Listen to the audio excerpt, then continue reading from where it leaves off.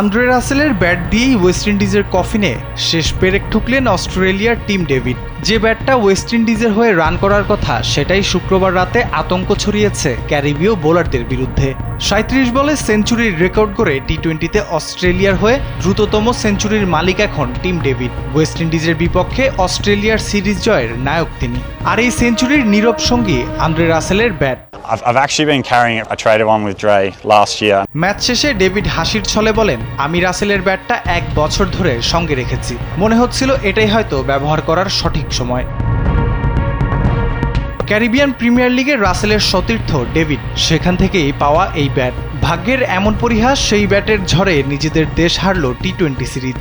ডেভিডের সেঞ্চুরিতে 23 বল হাতে রেখেই ওয়েস্ট ইন্ডিজের 214 রানের বিশাল স্কোর টপকে যায় অজিরা। 2 ম্যাচ বাকি থাকতেই জিতে নেয় সিরিজও।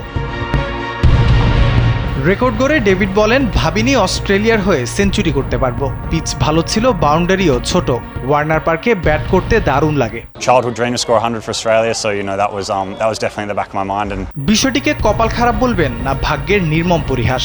এই হারের কথা মাথায় আসলে ক্যারিবীয় ড্রেসিং রুমে হয়তো কেউই আর নিজের ব্যাট কাউকে ধার দিতে রাজি হবেন না।